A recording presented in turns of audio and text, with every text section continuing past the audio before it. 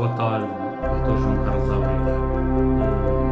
É com muito gosto que eu tenho no meu canal Contar com Letras para nós termos uma conversa sem máscara, Muito bem, obrigado. e que seja sobre o seu percurso, que é um percurso notável, de entrega ao bem comum, à nossa sociedade, e que deixou uma marca incontornável na história da nossa terra nos últimos anos. Fale-me um pouco da sua ação política enquanto esteve como governante durante vários anos ligado à área do turismo. Bem, eu penso que terei que ir um pouco atrás. Eu vivi com os meus pais, que eram duas pessoas maravilhosas, porque vivemos a meio de livros, que isso foi importante para nós, para mim e para os meus irmãos. E eram pessoas de mente muito abertas, porque realmente nunca nos pediram para estudarmos, mas sabiam que nós também íamos cumprir. E por outro lado, davam-nos imensa liberdade. E isso permitia que tivéssemos criatividade. Sem liberdade não há criatividade. Respeitando sempre os outros e ensinaram-nos que todas as pessoas no mundo eram importantes. Que o ser humano é que era importante. E a partir daí, eu diria, foi a base de toda a minha vida. Digamos que é o alicerce de toda a sua ação, é esse. Portanto, e depois vivi numa zona que era Santa Maria Maior, junto do mar. A minha casa era mesmo em frente ao mar, onde realmente aprendi muita coisa e foi praticamente uma escola de humanismo, com pessoas muito pobres, pessoas menos pobres, e a minha mãe tinha por eles uma grande ternura, porque durante a guerra dava de comer a 15 pessoas. E nós não éramos ricos, vivíamos numa casa pequena e a casa enchia-se, mas a minha mãe tinha sempre, realmente para com os outros, um gesto de ternura. Não era de caridade. Nós nunca falámos de caridade, falávamos de ternura e de solidariedade. Eram duas palavras que eram fundamentais na minha casa.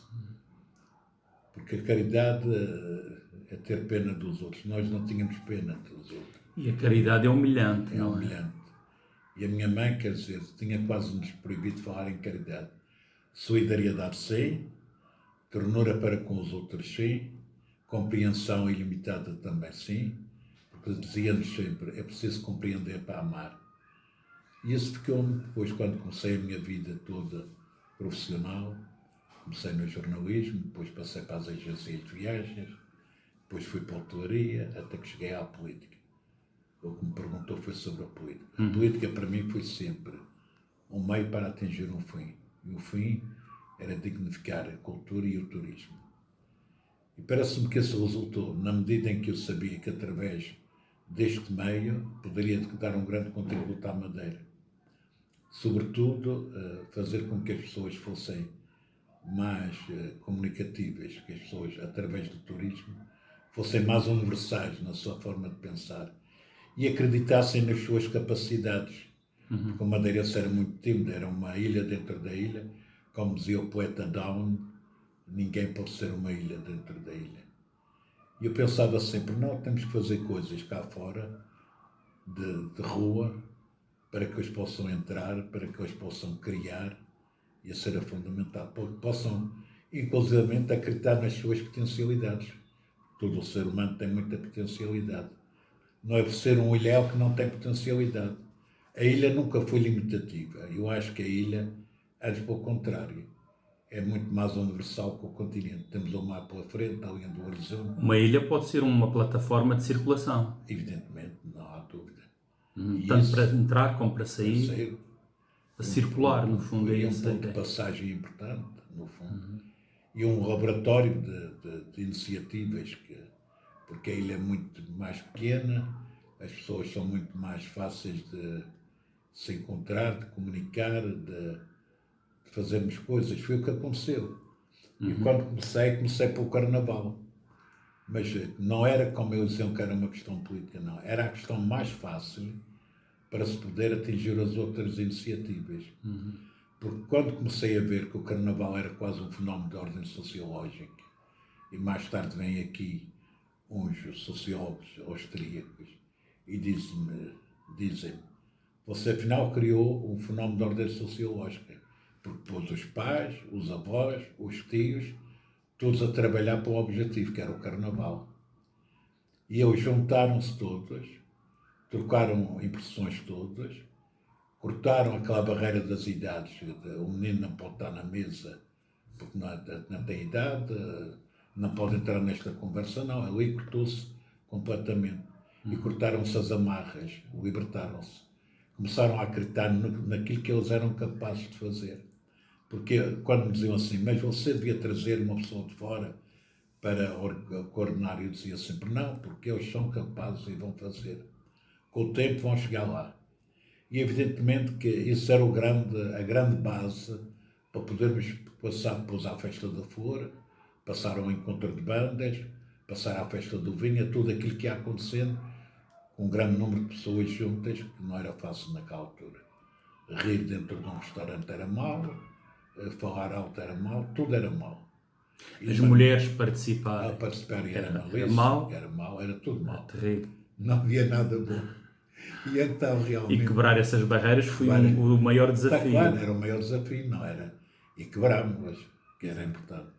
Mas depois eles diziam-me assim, atacavam-me naturalmente, como atacavam, e eu sabia de tudo, porque iam ao Dr. Albert João diziam que eu era um louco, que gastava dinheiro, e eu sabia que aquilo realmente tinha um objetivo, o objetivo de humanizar, de fazer acreditar, e abrir a mente das pessoas. Era torná-los mais universais. Exato. E fazer acreditar que elas eram capazes, porque elas eram capazes na realidade. É interessante que o seu trabalho, a sua ação, não era tanto, digamos, era também, mas não era a prioridade, abrir-se para os que vinham, os que visitavam a ilha, os turistas, mas no fundo era abrir a mentalidade dos locais. E eu disse sempre, não se pode dividir a ilha em duas, uma para turistas, outras para os locais. E eu sempre disse, sempre defendi, nos caminhos onde andarem os turistas vão andar os madeirenses, nos hotéis também podem entrar os madeirenses.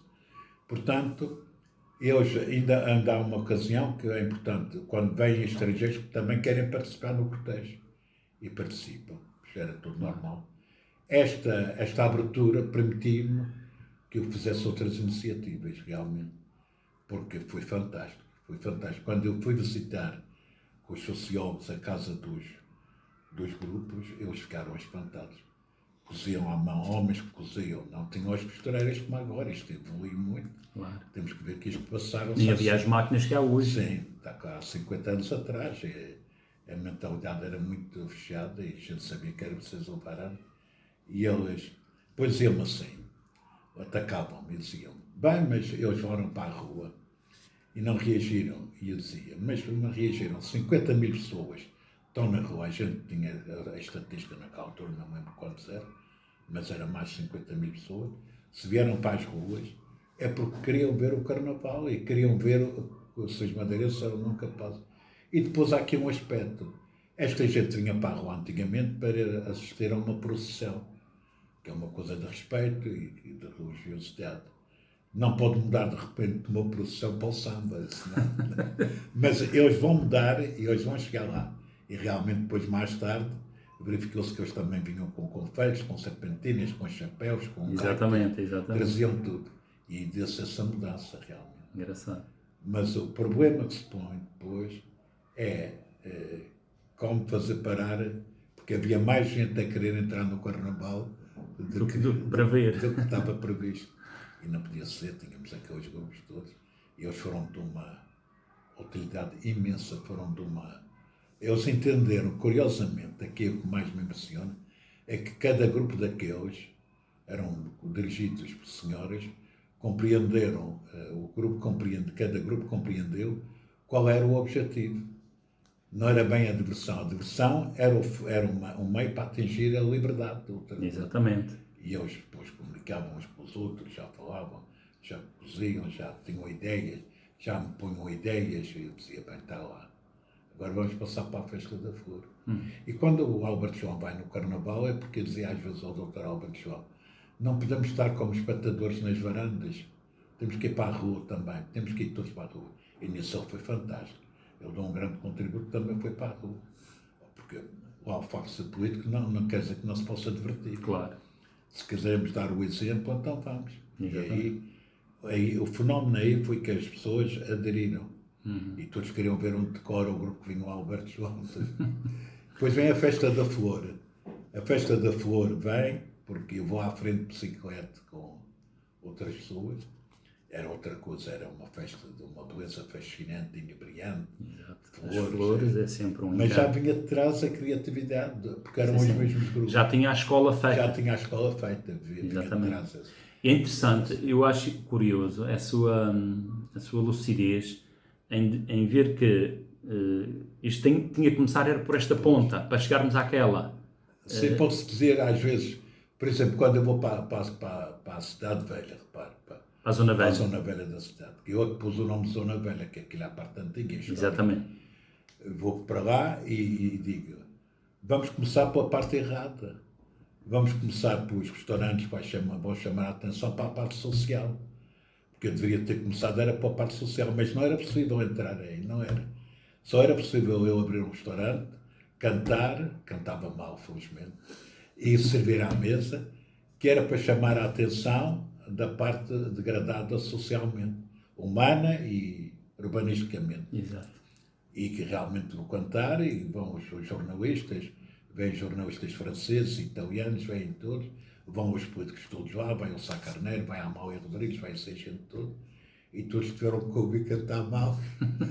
Mas eu tinha o objetivo de realmente, e lembro-me depois, desculpe eu estar a navegar nas palavras. Não, faz bem, a conversa é mesmo assim. Lembro-me depois de querer o Palme de Ouro, que era um prémio para as cidades da Europa. E eu consegui que eles viessem aqui, mas quer dizer, estava tudo muito mal. Perdemos logo. Mas eu não deixei de conseguir. Quando eles voltaram aqui, eu disse, bem, agora o trajeto vai ser diferente. Vou começar no cais, vou trazê-los para a Rua da Alfândega, vou mostrar, ainda não tinha o Parlamento, mostrar os altares de passo que temos, e depois chegaram à Zona Velha, tinha nos prédios, é recuperação, é recuperação, é recuperação. E tinha feito assim uma coisa que dizia Zona Velha da cidade. E tinha um ribeiro lá que era um nojo onde as mulheres lavavam a roupa. Mandei limpar. A Ribeira da Nora, não? A Ribeira da Nora. Ribeira da Nora.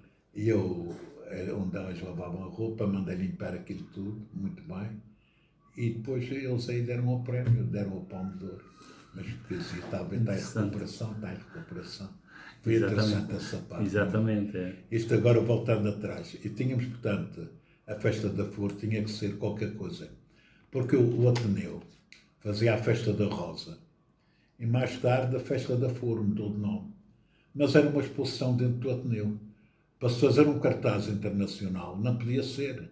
Aquilo era uma exposição que tinha gente na rua à espera para entrar, porque era tudo muito limitado. Ainda me lembro dessa parte. Agora, eu tinha que fazer coisas para completar aquilo. Mas tinha que trazer aquilo para a rua, tinha que trazer a exposição para a rua. Porque tinha visto lá fora na Alemanha e na Holanda, tinha defendido uma tese sobre as flores da Holanda. E então, o Ateneu fez uma guerra. Começou com uma guerra que queria me apoderar das festas deles. Foi um inferno. Consigo trazer um ano, convido uma série de floricultores alemães e vem à Madeira para a Festa da Flor. E consigo trazer a Festa da Flor para o pátio da Câmara Municipal, que era uma coisa que aqueles azulejos, a outra a escadaria, aquilo tudo, ficou uma coisa espetacular. Mas tinha que fazer coisas como um desfile da flor, porque também tinha visto lá para fora, né, em vários países, o desfile. Alguns países até fazer com folhas de papel, que era uma coisa que eu não concordava. Por isso ali nunca tivemos folhas de papel, tudo natural. E começamos a fazer o desfile. E depois tinha que haver uma coisa que chamasse a atenção do mundo, que era fundamental, que era o Muro da Esperança. Também fui atacado por tanta gente. Porque o muro era separação. Não, era um muro em frente da igreja dos jesuítas, feito de flores, que simbolizava o amor e a liberdade. E que é feito pelas crianças. É feito pelas crianças. Que é um dos números que os turistas mais choram, sabe? Quando aquelas crianças vêm com uma flor na mão, a cantar para ali fora, depois as lágrimas dos turistas na cara. Eu nunca andava a meio dos turistas para ver a reação. Claro. Tinha que estudar tudo o que fosse para melhorar e não fosse.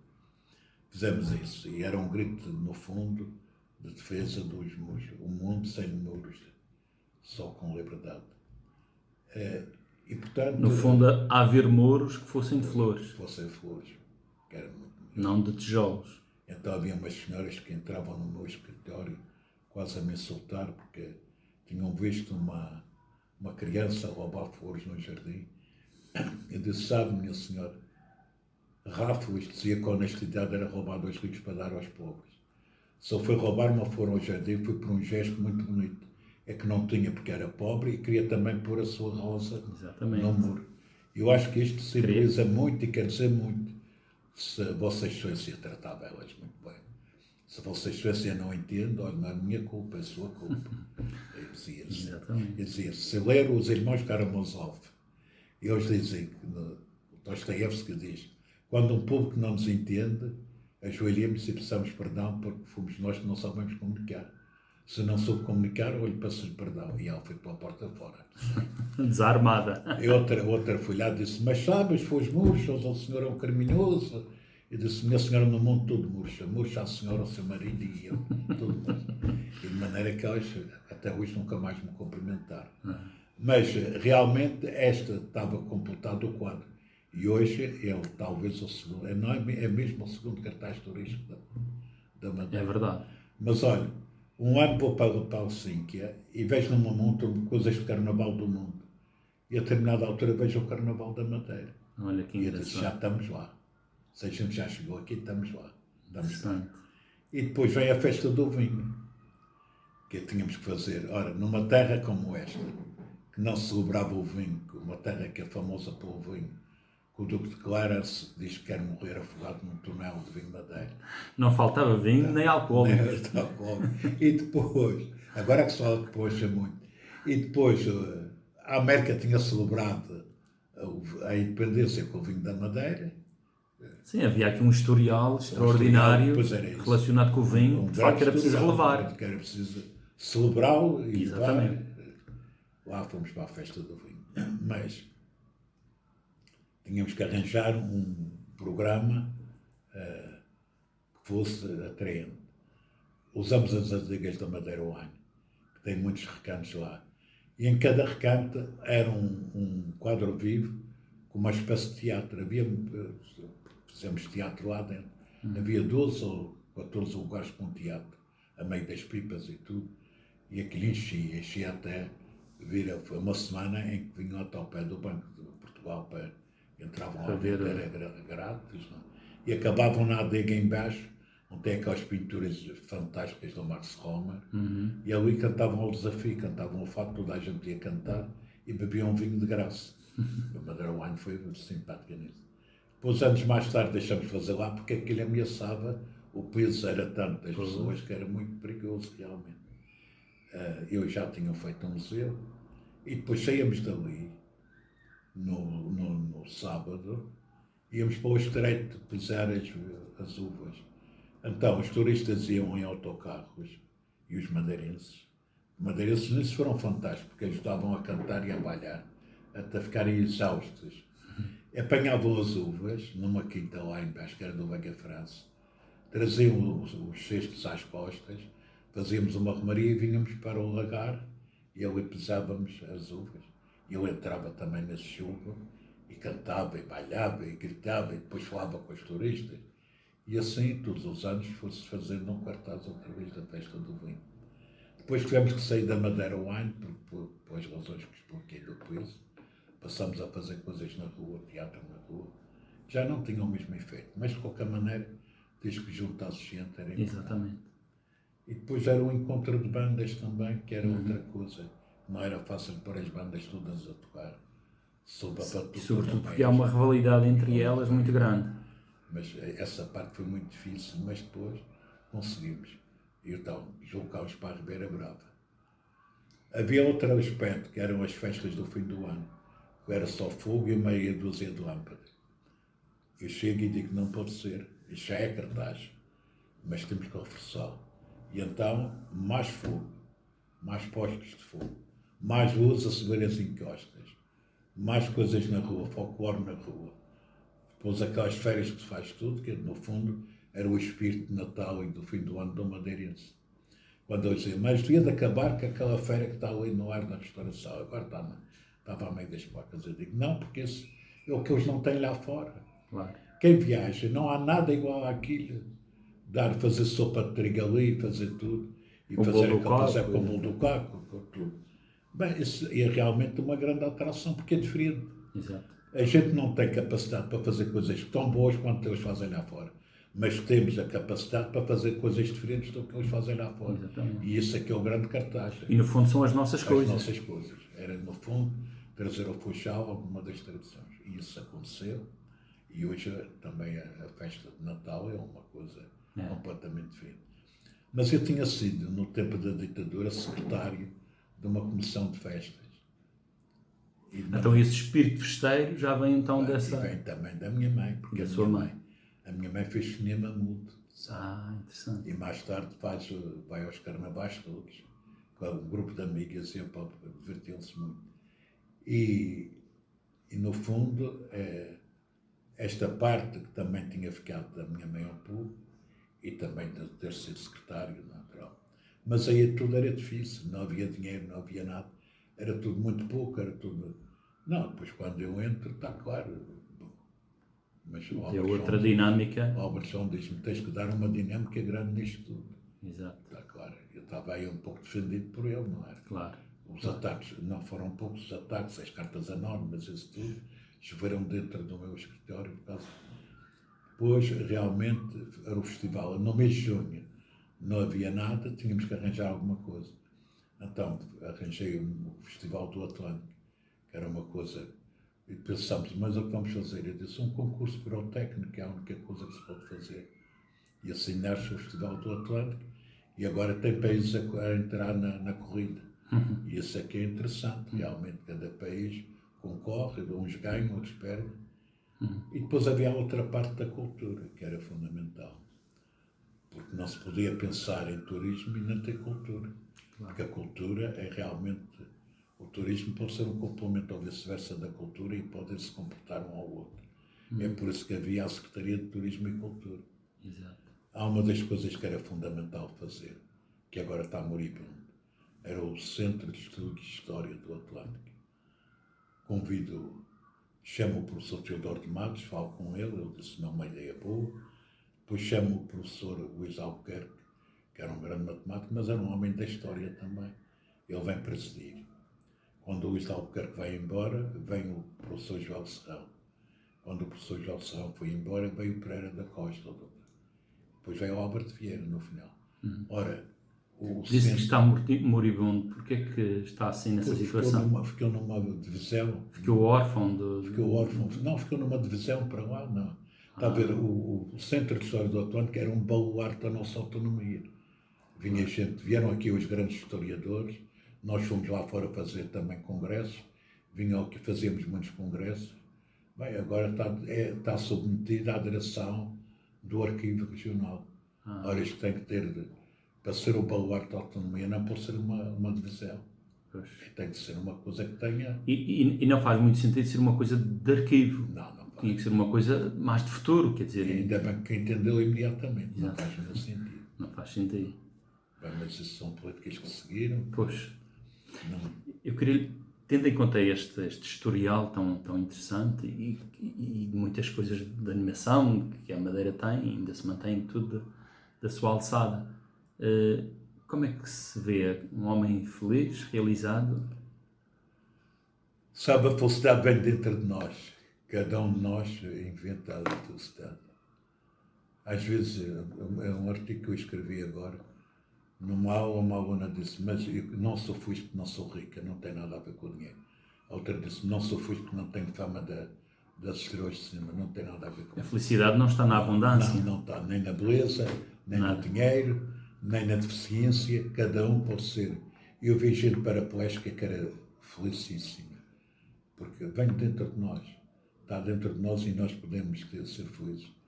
Quando me pergunta assim, eu acho que sou feliz porque, sabe, foi uma luta grande, não foi fácil a minha vida, não foi fácil, foi um privilégio viver, mas não foi fácil no sentido que estava dentro de uma terra em que realmente era complicado. O meu irmão costumava dizer, o meu irmão que era diretor-geral de saúde, dizia sempre, Portugal é um país onde tudo é possível, mas onde tudo é complicado. Pois, é complicado. Bem que teve a minha grande sorte foi ter uma população que entendeu tudo isto, que ainda hoje fala porque entendeu. Sabia que tínhamos que ter isto, não podíamos estar só a cavar a terra, não podíamos estar só dentro de quatro paredes, tínhamos que ir para a rua, tínhamos que conviver uns com os outros. E, portanto, A população da Madeira é uma população triste. triste. Por natureza, ou tem a ver com a orografia? O que é que tem a ver? Com a nossa história? Eu penso que a orografia tem um pouco de influência nisso. E a história também. Repare, se for ao tempo dos reis e depois veio o tempo da ditadura, tudo era proibido, tudo ficava mal. E o regime da coluna é um cravo que nunca mais nos libertou. Felizmente que o governo depois tirou isso. Exato. Porque, mas eu digo, o governo rebentou e fez bem com o regime da colonia, mas em termos de mentalidade parece que ainda se mantém. Eu penso que hoje não se mantém tanto, sabe porquê? Porque os colonos ficaram com os seus terrenos, que era justo, no fundo. Claro. Porque trabalhavam os terrenos e não recebiam quase nada. Às vezes recebiam umas batatas e umas coisas em troca. E depois a orografia também dividimos muito. Portanto, quando eu ouvi falar que a televisão ia chegar a todos os lugares, eu fiquei felicíssimo, porque era uma forma de comunicar. Quando a eletricidade chega a todos os lugares, onde um embaixador brasileiro que veio aqui e foi buscar o aeroporto, ele disse, mas como é que vocês podem levar a luz a estas montanhas todas? Eu disse, mas levamos. E ele disse, era mais barato trazê-los cá para baixo. Eu disse, era, mas a política daqui é o contrário, é levar até eles, é não fazê-los virem cá abaixo e levarmos até eles. Enfim, isso tudo fez com que hoje é muito diferente. Sabe que eu lembro-me, quando era jornalista, de ver gente remendada, com calças remendadas, camisas, e andando descalço. Isso não foi há muitos anos. E vi-lhe descerem caixões das casas lá no campo dos mortos, agarrados por cordas para chegarem cá abaixo. Isso tudo mudou. Às costas. Hoje não há uma diferença entre o campo e a cidade. Estas estradas novas, o Pepe Damas, esse grande pintor espanhol que vive em Canárias, ele é canário. Ele dizia-me, hombre, quando as caias vão assim completamente, é um sinal que a gente também vai com o pensamento para a frente. E é verdade. Hoje é tudo diferente. E penso que depois na parte da cultura fundei a revista Joanha, que era uma coisa, o Dr. Loja tinha feito uma revista, que era uma revista interessante, não me lembro o nome. E depois eu disse, não, vou fazer a revista. Não sou eu que dou o nome. O nome de Joanha vem do nome do Nelson Veríssimo, que é que dá. Mas a revista em si, a nascer, foi dentro do meu gabinete, que era importante, era um veículo importante também de cultura. Depois fizemos o Museu Etnográfico, o Frederico de Freitas, fomos para aí, fomos melhorando os museus, fazendo tudo, porque era importante a cultura estar a se desenvolver simultaneamente. Conferências, teatro, tudo veio aqui. Fizemos estreias do espetáculo da Amália, o Passa por Mim no Recife veio aqui, todos espetáculos que eram com dezenas de figurantes, não é? Foi mais fácil de trazer que agora não se consegue trazer. Pois. E este desenvolvimento cultural, que género de espiritualidade é que nos traz? Porque a cultura tem espiritualidade. A cultura ainda sabe que eu, a semana passada, disse aqui a um dos meus colaboradores, a cultura ilumina a mente. E ontem vou abrir a rádio, a televisão, e vejo que eles acabam de fazer um slogan que diz a cultura ilumina a mente. Curioso. Fiquei curioso. Eu acho que a cultura ilumina a mente, realmente. Uma pessoa sem cultura é uma pessoa esfomeada, porque realmente não entende. Uma pessoa que tem uma certa cultura não é preciso ser erudito, mas ter a cultura, aquela cultura que nos rodeia a todos e que entendemos-la e que vivemos-la quase no dia a dia.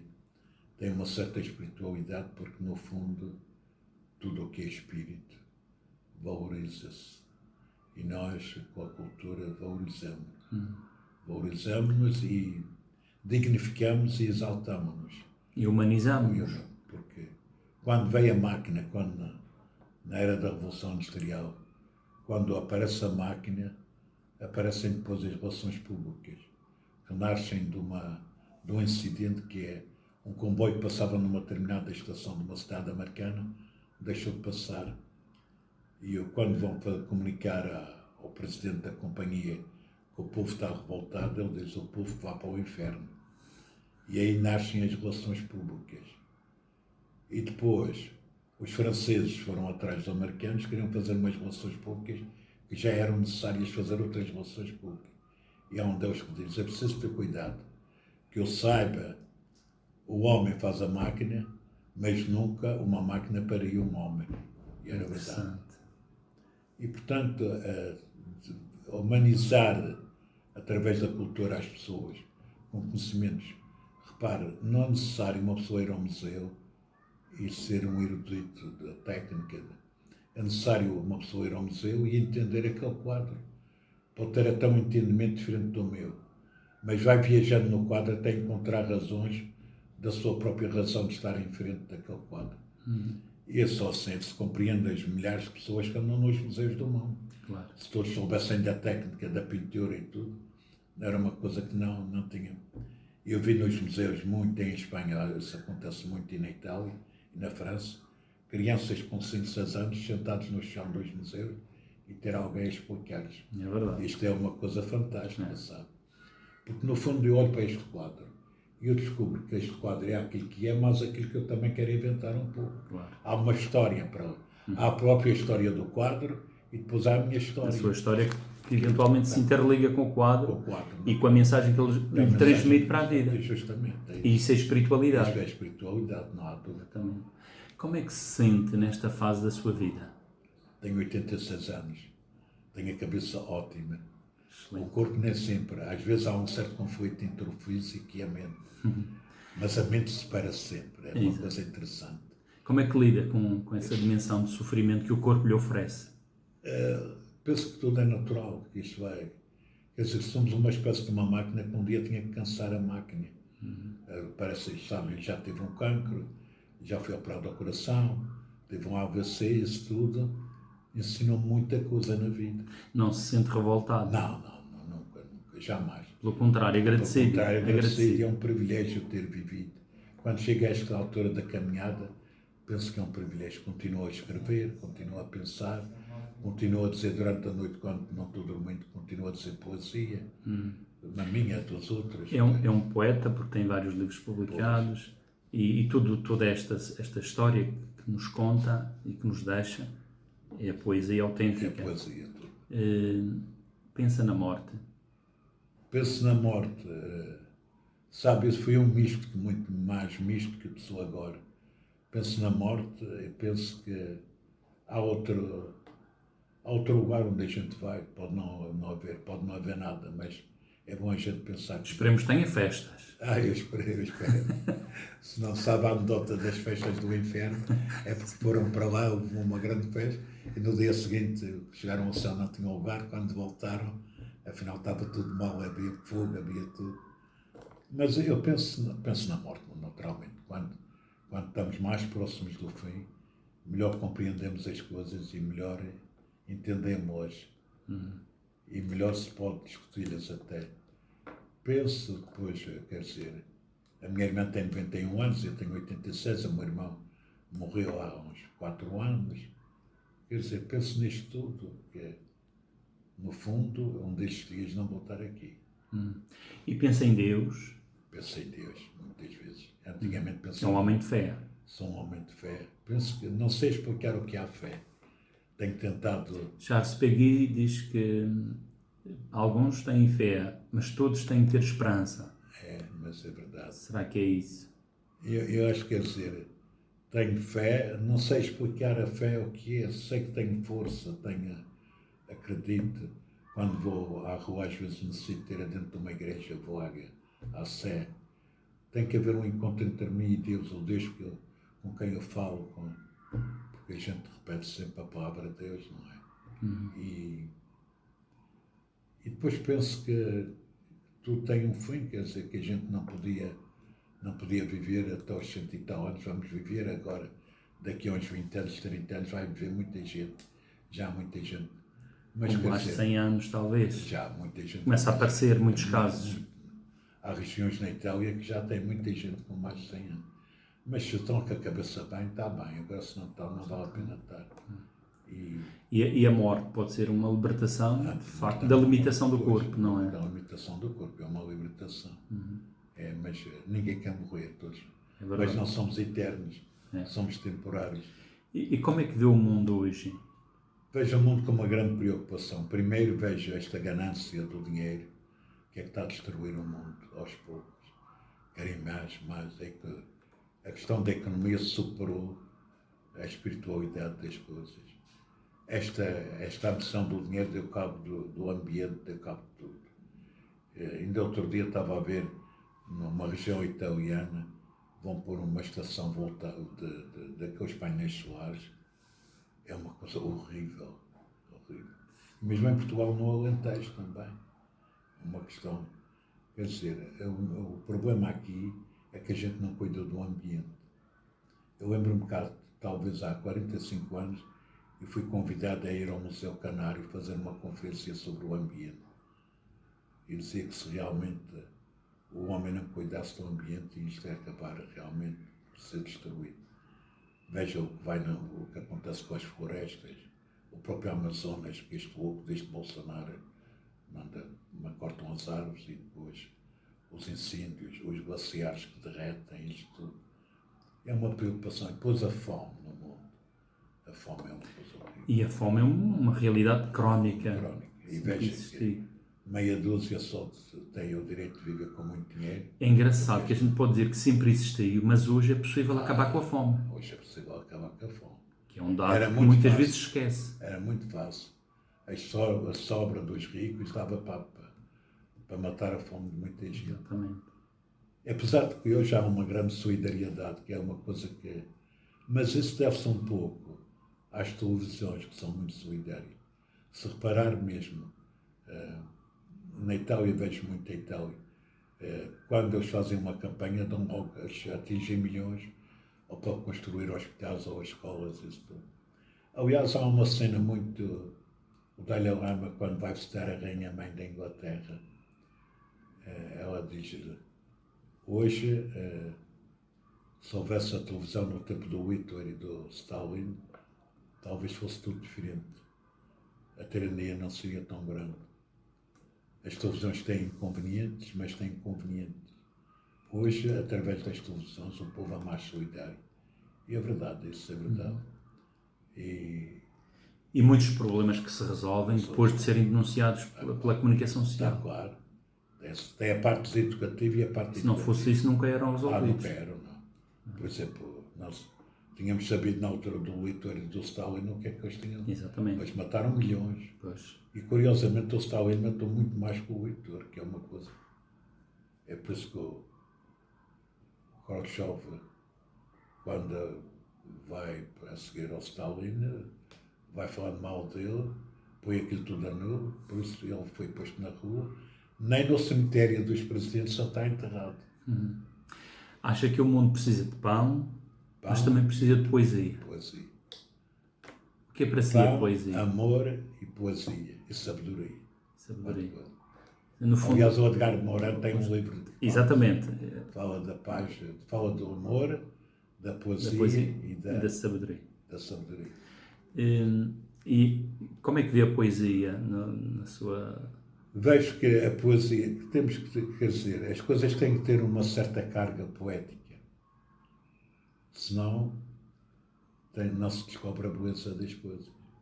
A poesia que nos rodeia. A poesia. Sabe que às vezes nas pequenas coisas a gente descobre poesia. Nós estamos tão, digamos, imbuídos ou poluídos, deixe-me passar a expressão, que não queremos olhar à nossa volta e descobrir aquilo que temos de bom. Pequenas coisas que nos fazem felizes até. Isso é uma coisa interessante. E a poesia faz parte desse contexto. Faz parte do contexto. Podemos dizer que qualquer pessoa é poética? Sim. E eu acredito até Os ilhéus são todos os poetas. Repare-se, tem essa grande experiência, o senhor. Falou com centenas e centenas de pessoas e repare que no meio dessas centenas quase todos são poetas. É verdade. Cada história, de facto, dá um livro de cada pessoa. É uma coisa admirável, porque realmente a tenacidade, a resiliência, do sobe e desce destas encostas é tremendo. Já vi. O abrir estas montanhas, rasgar estas estradas, pendurados por cordas. Construir casas na beira das rochas. É uma coisa. Sabe, construir as casas, o madeirense constrói e trabalha a terra desafiando a morte. Enquanto o açoriano tem outra coragem, que também é coragem, constrói com a terra a tremer debaixo dos pés. Nós construímos o futuro a desafiar a morte. Temos uma coragem extraordinária. Na beira das rochas, debaixo das rochas, em qualquer sítio pode-se. O Cabo Girão, vai ao Cabo Girão. Aquelas pequenas tiras de terra plantada, é a exaltação do madeirense, no fundo. É o melhor monumento que se pode fazer ao madeirense. Isso tem uma dimensão poética interessante, não é verdade? Que é entrar pela natureza dentro. Sim, entrar e desvendar a natureza e desafiá-la. Desafiá-la. Eu costumo dizer que a Madeira, os Açores, é muito mais, talvez, calma, inebriante. A Madeira insultuosa, insulta-nos. Insulta-nos na sua beleza. Quer que olhemos para ela, quer que... Mas é agressiva. É agressiva, que se faça... Agreste. Temos que meditar perante esta natureza. Teremos que sonhar. Teremos que viajar na mente para descobrir toda esta grandeza realmente de uma natureza imensa, que é poética também. Exatamente. Eu penso que isso fez dos madeirenses uma pessoa diferente, uma pessoa... Temos, quer dizer, no fundo, temos uma visão do mundo diferente dos outros. Eu digo, as ilhas têm os ilhéus. As ilhas são refúgios de poetas, porque os poetas encontram nas ilhas a matéria necessária para poderem expandir, para poderem se expandir e poderem viajar com a mente à coisa melhor. Estamos quase no final da nossa conversa, da nossa belíssima conversa. Acredita na nossa terra? Acha que isto tem futuro? Acredito que tem futuro. Acredito porque eu sempre peço a Deus que morra aqui na Madeira. Tenho muito medo de morrer lá fora. Porque acho que esta terra pode ser um grande laboratório de experiências. E já fomos pioneiros em algumas coisas. Acredito que ela tem futuro. Evidentemente, temos que programar um futuro que se adeque à própria realidade. Não podemos, talvez, ir atrás de grandes projetos, grandes coisas. Sabe, na vida, para se viver, eu acho que não é necessário muito dinheiro. É viver que os ordenados sejam melhorados, que é uma vergonha que não estão ainda melhorados. Que as pessoas todas tenham direito a pão e que a gente realmente possa andar em liberdade. Com isto, eu penso que a Madeira pode viver. Não tínhamos agora sonhos de fazer coisas impossíveis que não são. Nem se adequam à própria realidade da Madeira. Porque a Madeira tem um problema de densidade populacional muito grande. Tem 333 pessoas por quilómetro quadrado. E isso realmente complica tudo. Mas eu penso que a Madeira pode ser uma terra de futuro para nós próprios. Repare, eu encontrei muita gente quando era secretário da imigração, madeirenses lá fora. E encontrei gente que vivia pior do que aqui. Um dia perguntei a um rapaz que trabalhava no restaurante São Pedro, mas porquê que vieste para Caracas? Ele disse, vim atrás de um sonho. E eu digo, o teu sonho? O meu sonho ainda acabou. E porquê que não voltas à Madeira? Tenho vergonha. Mas eu digo, tens vergonha, tu vives aqui pior? Não vai. Encontrei um madeirense em São Francisco. E perguntei-lhe, quando vi a casa dele, vi a piscina dele, vi tudo, eu disse, o senhor aqui tem muito mais estabilidade e tem uma vida muito mais faustosa do que na Madeira. Ele disse, sim, mas sou infeliz, falta uma barreirinha. Está a ver? Engraçado. Eles estão presos. E eu encontrei numa recepção em Gerson, onde era todo um hotel. Eu tinha tomado um copo ou outro, andava sempre atrás de mim, queria falar comigo. Eu estava na recepção e disse, estou aqui na recepção. E disse, o que posso fazer é ir ao meu quarto de repente, tu vais atrás e falas, diz-me. Eu cheguei ao meu quarto, foi tudo muito rápido. Começou a chorar, a chorar. Eu disse, porquê que tu choras tanto? Ele disse, porque eu não quero viver aqui. Eu digo, mas aqui és diretor, mas não quero. Ele disse-me, sabe uma coisa que é pior para mim? Quando passo à frente de um cemitério e penso que me vão enterrar aqui, então ainda fico mais doente. Estas pequenas coisas. Eu quero voltar à Madeira, quero voltar.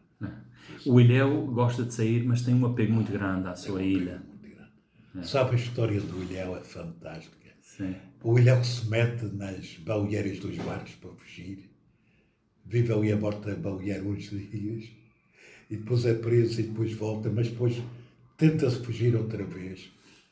Tenho histórias dessas fantásticas na zona velha da cidade.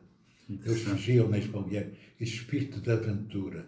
Não era para querer sair, mas sair para voltar. Para voltar, sim. Sabe que muitos, quando era secretário da imigração, não voltam, porque construíram famílias lá fora, têm netos, têm tudo. Tem tudo lá. Mas sofrem muito. É verdade. Há uma das ligação. coisas que se vê muito é sobretudo os casais mais idosos que estão lá, e há tristeza e a solidão. Muito grande, muito grande. Eu encontrei muitos, sabe? Foi uma experiência fantástica esta da imigração, porque realmente só tive um mandato, mas foi uma experiência muito, muito enriquecedora para mim, do ponto de vista humano. Quando a gente sonha com coisas que não existem e depois desiludimos-nos. Muitos gostariam de voltar à Madeira, muitos. E a verdade é que, enfim... Mas é o espírito da aventura também. Exatamente. O Ilhéu tem o espírito do futuro e da aventura ligado. O que é que sugeria aos nossos governantes atuais relativamente a esta dinâmica cultural e para criar um espírito de causa na nossa população? Bem, eu acho que os nossos governantes têm que realmente criar coisas que possa cada vez mais unir os madeirenses. Não se importava que algumas coisas daquelas que é da sua paternidade acabassem, mas que surgissem outras. Surgissem outras, naturalmente. Não ficava com desgosto. Não. Eu penso que tudo tem uma evolução no mundo. Claro. Mas acho que temos que criar coisas que a Madeira seja um... Mas também que venham outras ao nível da qualidade daquelas que aí estão. Porque agora ou mais ainda. Madeira-se agora já está mais preparado para fazer isso tudo. Exato. E há muita gente que foi à universidade, que foi interessante. Está a ver quantos investigadores temos lá fora agora, Madeira. É verdade. Temos que ver. Porque a Madeirense é tão capaz quanto os outros. Eu sempre disse isto. Claro. Não são os 57 km de comprimento que vão limitar a nossa inteligência ou a nossa imaginação, nem o nosso sonho. Os gregos diziam, vocês podem lhes prender, acorrentar as mãos e os pés, mas a nossa mente vocês nunca vão acorrentar. E, portanto, realmente, a grande coisa é educar cada vez mais as pessoas, cultivar cada vez mais as pessoas, ter iniciativas que juntam pessoas, a defesa do ambiente, a defesa do urbanismo, tudo isso é fundamental. Eu espero que estes governos próximos façam tudo isso. Muito obrigado por esta interessante conversa que nos deixa e desejo-lhe muita saúde e muita paz. Muito obrigado. Igualmente para si. Muito obrigado.